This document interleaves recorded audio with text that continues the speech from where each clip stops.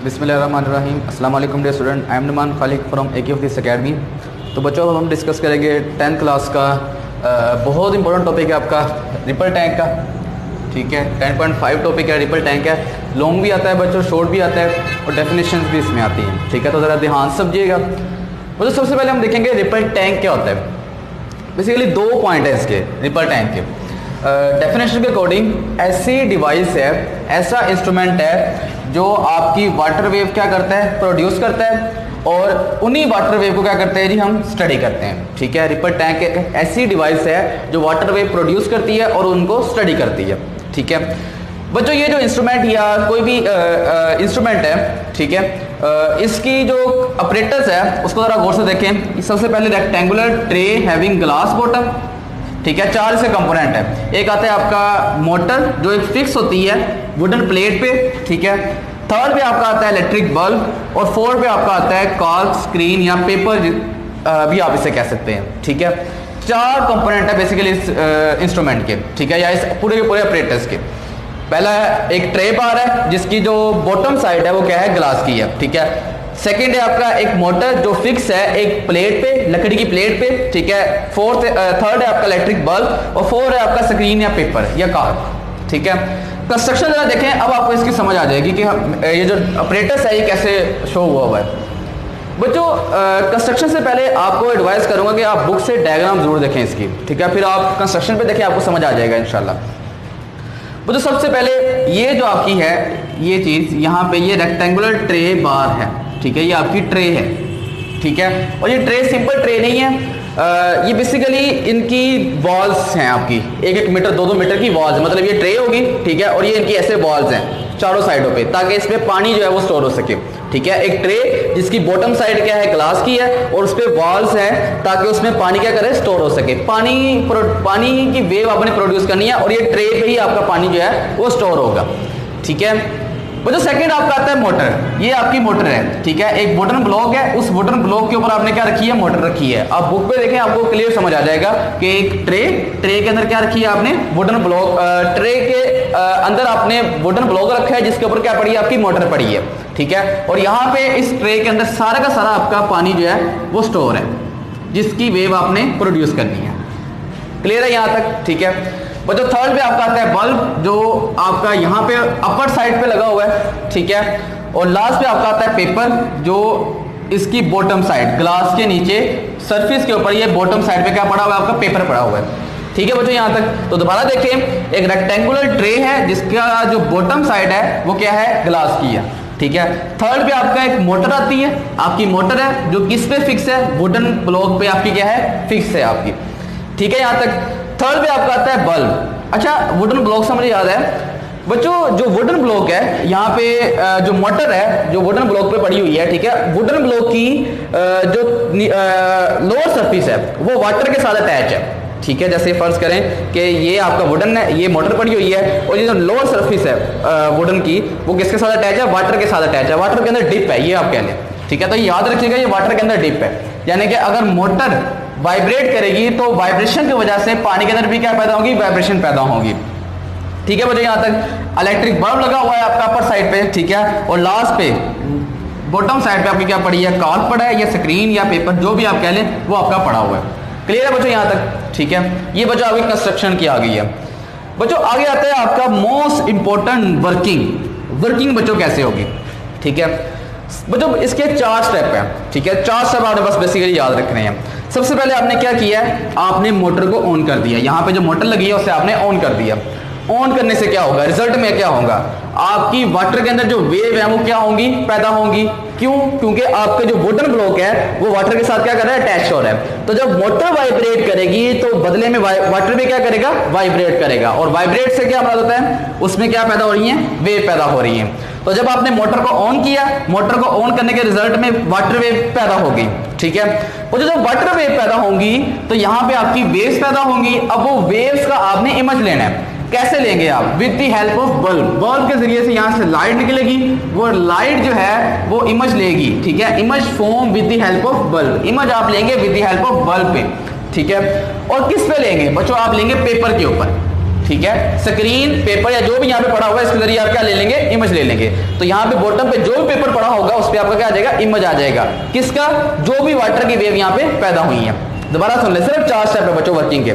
सबसे पहले आपने मोटर को ऑन किया, ऑन करने के बाद वेव पैदा होंगी, वेव पैदा करने के बाद आपने उनका इमेज लेना है with the help of bulb, और इमेज किस पे लेना है, स्क्रीन पे या पेपर पे आपने उसका इमेज ले लिया, ठीक है।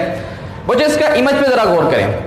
बेसिकली ये जो मैंने रेड कलर का शो किया ये आपकी मोटर है, यानी कि ये आपका वुडन ब्लॉक है, ठीक है। वुडन ब्लॉक के बाद बच्चों एक आपका ब्राइट स्पॉट, एक आपका डार्क स्पॉट, फिर ब्राइट, फिर डार्क, फिर ब्राइट, फिर डार्क, फिर ब्राइट, ऐसे ही बच्चा आपका ब्राइट डार्क। ये स्पॉट भी कह लें, लाइंस कह लें, या बेहतर लफ्ज़ है फ्रिंजेस, इसे हम यूज करते हैं, ठीक है। ब्राइट फ्रिंजेस, फिर डार्क, फिर ब्राइट, फिर डार्क, ऐसे फ्रिंजेस जो है वो बन गए आपके, ठीक है।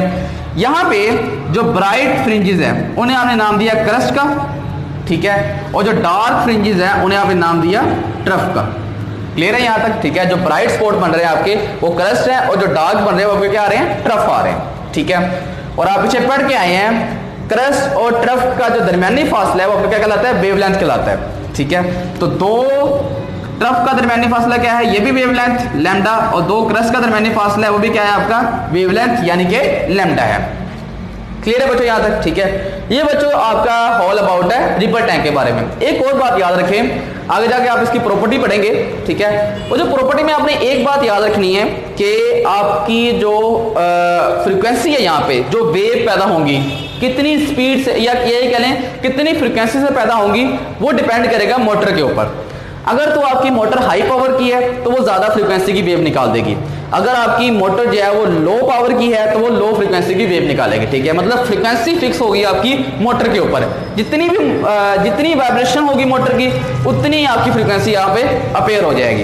क्लियर है बच्चों यहाँ तक, ठीक है। इस आर्टिकल को समझने से पहले बच्चों आपको क्रस्ट और ट्रफ और वेवलेंथ और ख़ास तौर पे V equal to F lambda ये फार्मूला आपको समझना जरूरी है, ठीक है। आगे हम इसकी प्रॉपर्टी डिस्कस करते हैं। बच्चों हम रिपर टैंक को डिस्कस कर रहे थे, ठीक है। रिपर टैंक को हमने डिटेल से पढ़ा है कि उसकी डेफिनेशन, उसका ऑपरेटर्स, वर्किंग और उसकी कंस्ट्रक्शन वगैरह, ठीक है। अब हम रिपर टैंक के अंदर जो वाटर वेव पैदा हो रही हैं उनकी प्रॉपर्टीज़ को हम स्टडी करेंगे, ठीक है। 3 बच्चों इसकी प्रॉपर्टीज है बेसिकली जो यहाँ पे डिस्कस है।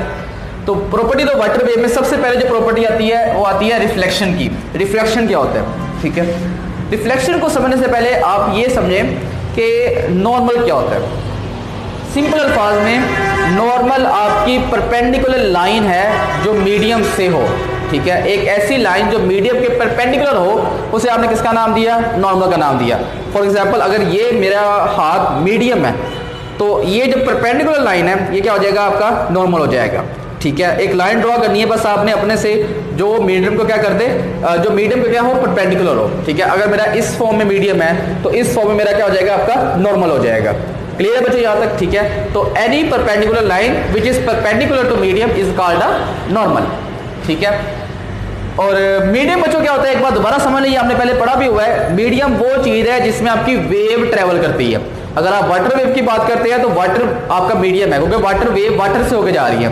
अगर आप साउंड की बात करते हैं तो साउंड में 3 मीडियम आ रहे हैं, सॉलिड, लिक्विड और गैस, ठीक है। अगर आप सॉलिड से वेव आवाज़ की वेव जा रही है तो सॉलिड आपका मीडियम है, गैस से जा रही है तो आपका गैस क्या है, आपका मीडियम है, ठीक है। तो वो चीज़ जिसमें आपकी जिसमें आपकी वेव ट्रेवल करती है one place to another place, उसे आपने किसका नाम दिया, मीडियम का नाम दिया।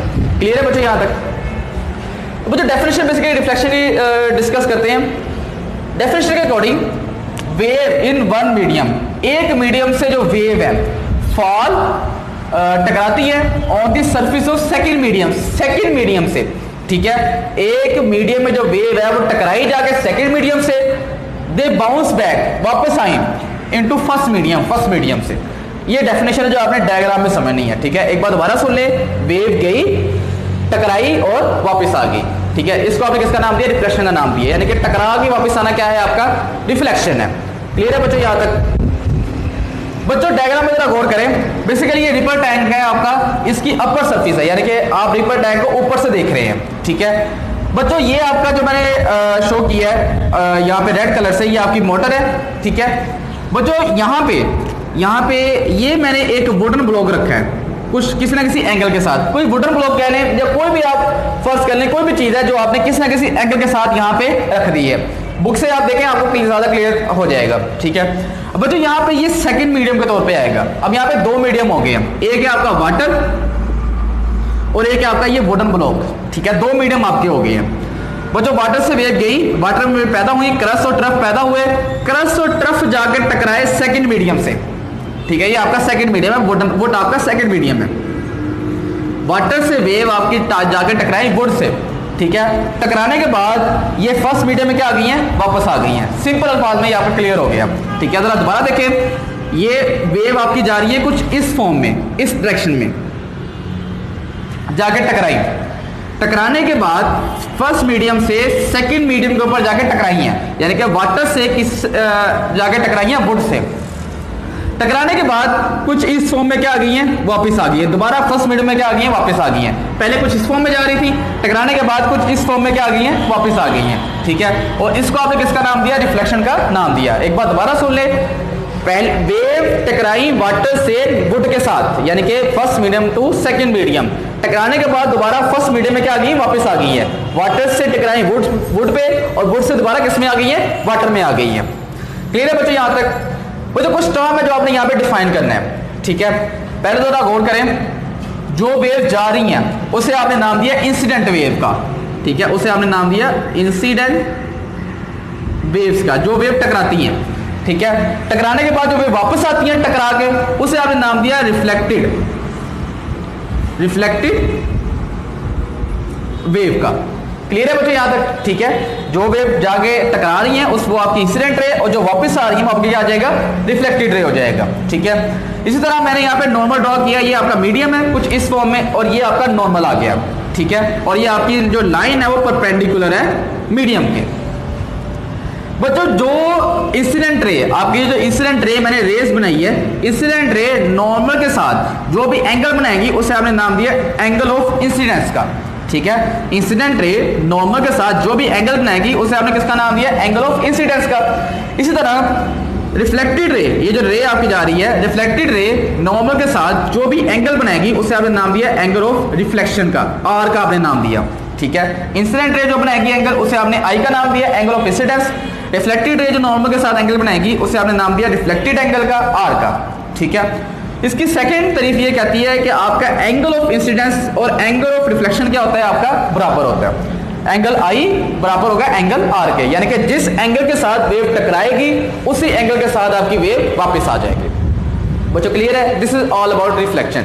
एक बार दोबारा समराइज कर ले, सिंपल अल्फाज में वेव का टकरा के वापस आना रिफ्लेक्शन है। टकराना एक मीडियम से, जाना एक मीडियम से, टकराना सेकंड मीडियम, वापस आना फर्स्ट मीडियम में, ठीक है। जो वेव जाती हैं वो इसे इंसिडेंट रे, जो वेव आती हैं उसे आपकी रिफ्लेक्टेड वेव, ठीक है। जाते हुए जो एंगल बनता है नॉर्मल के साथ उसे एंगल ऑफ इंसिडेंस, वापस आते हुए जो एंगल बनता है नॉर्मल के साथ उसे आपने एंगल ऑफ रिफ्लेक्शन का नाम दिया, ठीक है।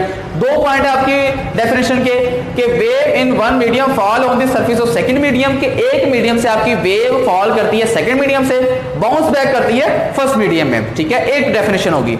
सेकंड डेफिनेशन क्या है आपकी कि एंगल आई और एंगल आर आपस में क्या होंगे, बराबर होंगे। इंसिडेंट एंगल और रिफ्लेक्टेड एंगल आपस में क्या होते हैं, बराबर होते हैं, ठीक है बच्चों। यहां तक ये बच्चों आपका रिफ्लेक्शन है, एक प्रॉपर्टी हमने डिस्कस कर ली है। अब आप डिस्कस करेंगे रिफ्लेक्शन, सेकंड प्रॉपर्टी। बच्चों रिफ्लेक्शन डिस्कस करने से पहले एक लफ्ज समझे, बल्कि एक इक्वेशन समझे, V equal to F lambda. V equal to F lambda का मतलब क्या है ये आपने समझना है, ठीक है। बच्चों रिपल टैग मैंने डिस्कस किया था कि फ्रीक्वेंसी जो है इस केस में आपकी वही होगी जो मोटर की होगी। अगर मोटर वाइब्रेट करेगी फास्टर तो फ्रीक्वेंसी उसकी ज्यादा होगी, अगर मोटर की जो स्पीड है वाइब्रेट करने की वो कम है तो आपकी जो फ्रीक्वेंसी है वो भी क्या होगी, कम होगी, ठीक है। तो बच्चों यहाँ पे जो फ्रीक्वेंसी है वो तो कांस्टेंट है, ठीक है। फ्रीक्वेंसी अगर कांस्टेंट है तो यहाँ पे वेलोसिटी और वेवलेंथ आपस में क्या आ रहे हैं, डायरेक्ट आ रहे हैं, ठीक है। अगर वेलोसिटी बढ़ेगी तो वेवलेंथ भी बढ़ेगी, अगर वेलोसिटी कम होगी तो वेवलेंथ भी क्या होगी, आपकी कम होगी। ये बच्चों आप याद रखें, ये यहाँ पे यूज होगा। तो बच्चों रिफ्लेक्शन की जो डेफिनेशन है वो जरा गौर करें, डेफिनेशन डिस्कस करते हैं। वेव फ्रॉम वन मीडियम, एक मीडियम से जो वेव है enter into the second medium, ठीक है। इसमें और इसमें फर्क क्या है, इसमें वेव टकरा के वापस आएगी, इसमें वेव एक मीडियम से दूसरे मीडियम के अंदर चली जाएगी, ठीक है, रिफ्रैक्शन में। अच्छा, उसके बाद इस डायरेक्शन, उसकी डायरेक्शन, स्पीड भी एंड वेवलेंथ क्या होगी, चेंज होगी। ठीक है, ये इसकी डेफिनेशन है कि जब एक मीडियम से वेव एंटर होती है सेकंड मीडियम में, किसी दूसरे मीडियम में, उसकी डायरेक्शन भी चेंज होती है, उसकी स्पीड भी चेंज होती है और उसकी वेवलेंथ भी क्या होती है, चेंज होती है। क्लियर है बच्चों यहां तक? ठीक है, याद रखें डायरेक्शन जब भी चेंज होती है तो उसकी स्पीड हमेशा चेंज होती है। ठीक है, स्पीड और डायरेक्शन हमेशा चेंज होते हैं। ठीक है, वेवलेंथ और फ्रीक्वेंसी में कोई एक चेंज होते हैं। ठीक है, इस केस में आपकी फ्रीक्वेंसी सेम है, अदर केसेस में आपकी वेवलेंथ सेम होगी, फ्रीक्वेंसी आपकी चेंज होगी। ठीक है, लेकिन डायरेक्शन और स्पीड दोनों की क्या रहती है, आपकी सेम रहती है।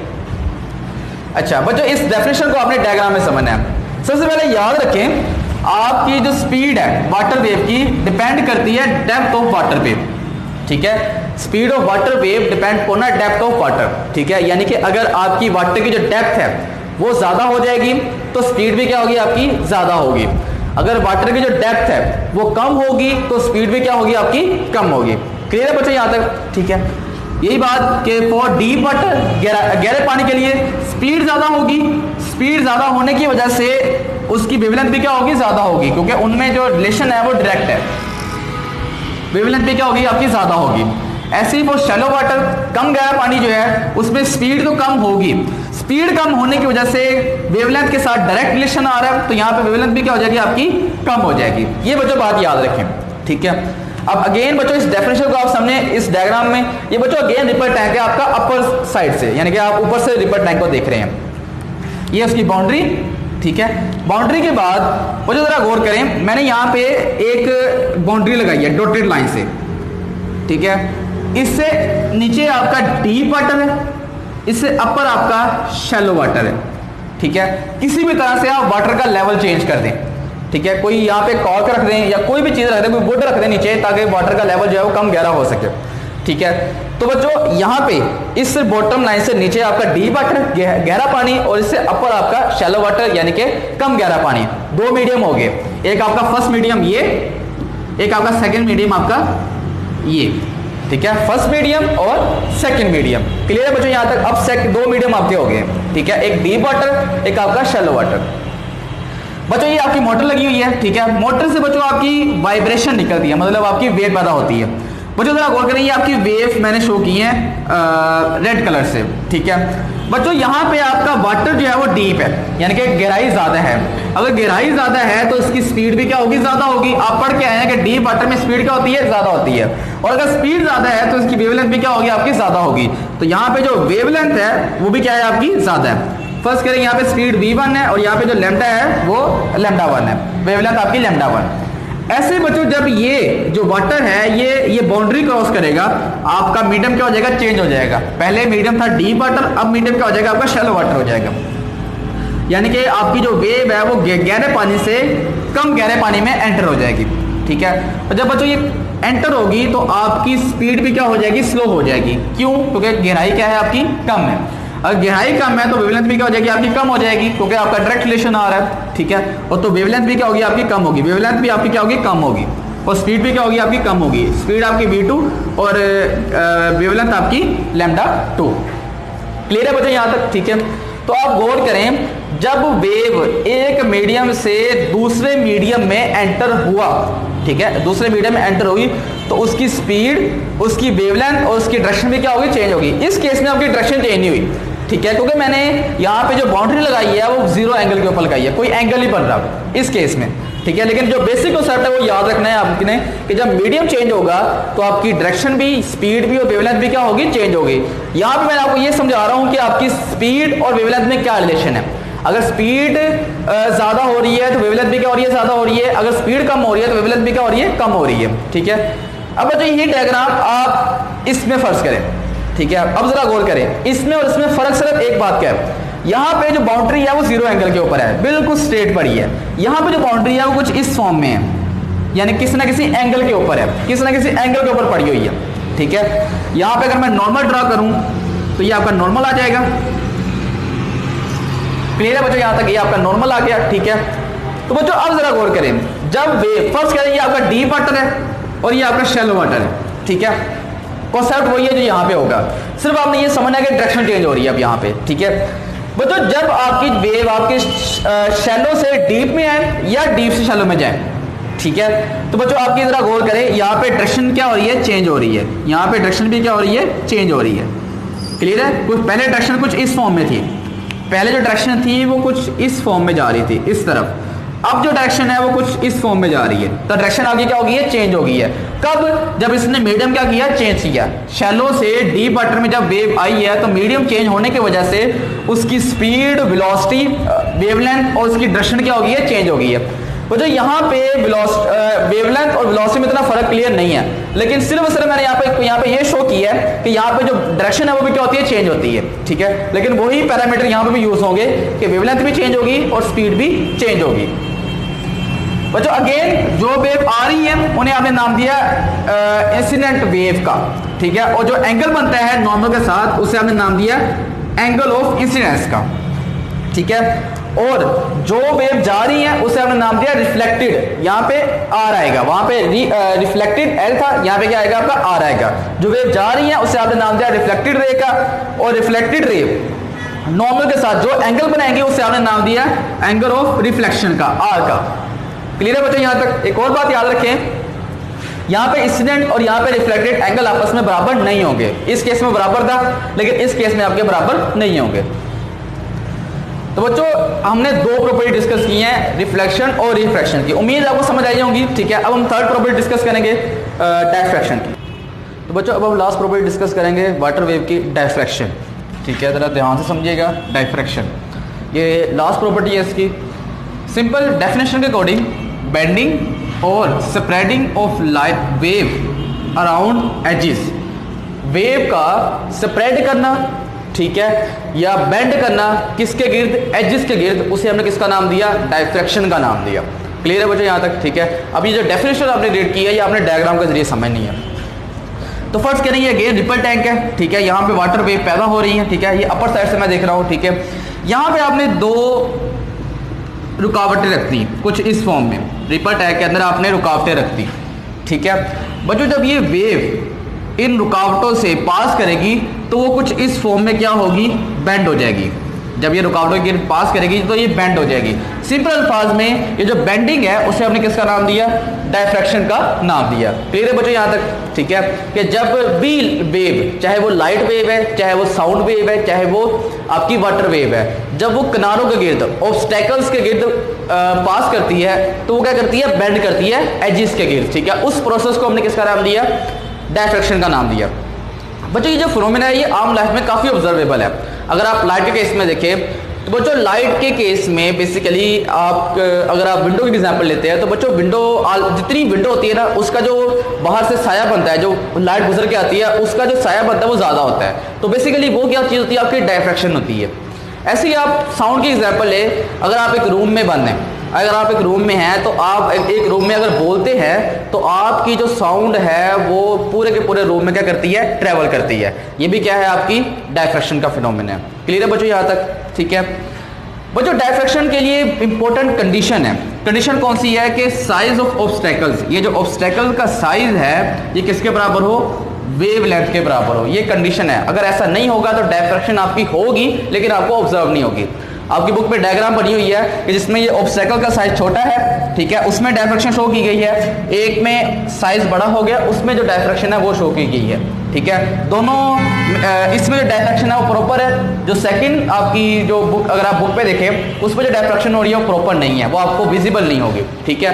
तो जो डिस्टेंस है ऑब्स्टेकल्स का, या इससे बच्चों इस चीज को हम स्लिट बोलते हैं, स्लिट, ठीक है। जो स्लिट का डिस्टेंस है वो क्या हो, अप्रोक्सीमेट हो वेवलेंथ के, जो भी आप वेव पास कर रहे हैं। एग्जांपल मैं आपको देता हूँ। फर्ज करें रेड कलर है, उसकी जो वेवलेंथ होती है वो 400 नैनोमीटर होती है, ठीक है। तो अगर आपने रेड कलर की डायफ्रैक्शन करवानी है तो आपने जो स्लिट का डिस्टेंस रखना है वो कितना रखना है, 400 नैनोमीटर रखना है। ऐसे जो ब्लू कलर है उसकी जो वेवलेंथ है वो 700 नैनोमीटर होती है, ठीक है। जो आपने ऑब्स्टेकल का डिस्टेंस रखना है वो आपने 700 नैनोमीटर के अराउंड रखना है। क्लियर है बच्चों यहाँ तक। ये आपका बच्चों डायफ्रैक्शन है कि बेंडिंग और spreading of wave around edges, wave का अराउंड करना, बेंड करना एजिस के अलोंग, उसे हमने किसका नाम दिया, डायफ्रैक्शन का नाम दिया। बच्चों इस पूरे के पूरे आर्टिकल में एक लफ्ज़ यूज़ हो रहा होगा वेव फ्रंट के बारे में, ठीक है, तो उसको ज़रा समझ लें। वेव फ्रंट बेसिकली आप ये याद रखें, डेफिनेशन होती है कि द पॉइंट या the particle which has same phase of vibration, simple ये डेफिनेशन है। आप ये याद रखें कि वेव के वो पॉइंट जो सेम हो, जैसे फर्ज करें अगर मैंने ये वेव बनाई है तो इस पॉइंट को मैं लेता हूँ पॉइंट ए, ये सिमिलर है पॉइंट बी के, ठीक है, क्योंकि ये दोनों किस पे आ रहे हैं, क्रस्ट पे आ रहे हैं, तो ये एक दूसरे के क्या है, वेव फ्रंट है। ऐसे ही अगर मैं ये वाला पॉइंट लेता हूँ सी पॉइंट और ये डी पॉइंट लेता हूँ तो ये दोनों आपस में सिमिलर है, सेम फेज ऑफ वाइब्रेशन से ही मुराद ये है कि जो सेम पॉइंट पे हो। आप ये समझे फेज से मुराद बेसिकली एंगल होता है, लेकिन आप ये समझें कि जो सेम पोजीशन पे हो, जैसे सी और डी। क्लियर है बच्चों यहाँ तक, ठीक है, ये सेम फेज ऑफ वाइब्रेशन में है, यानी कि ये सेम पोजीशन के ऊपर है, तो ये आपस में एक दूसरे के वेव फ्रंट है। ऐसे मैं कहता हूँ ये पॉइंट ई और ये वाला पॉइंट एफ और ये जी, ये तीनों के तीनों क्या है, आपस में सेम फेज ऑफ वाइब्रेशन में है, ठीक है बच्चों यहाँ तक। तो बच्चों ये this is all about ripple tank, ठीक है। जो सेकंड पेज था इस वीडियो का जिसमें रिफ्लेक्शन और रिफ्लेक्शन डिस्कस किया गया था, उसमें थोड़ी लाइट का प्रॉब्लम हो गया था, ठीक है, तो उसके लिए माजरत। तो बच्चों ये आपका रिपल टैंक का सारा प्रोसेस है, ठीक है, तो अपना ख्याल रखिएगा, दुआ में याद रखिएगा। अल्लाह हाफिज़।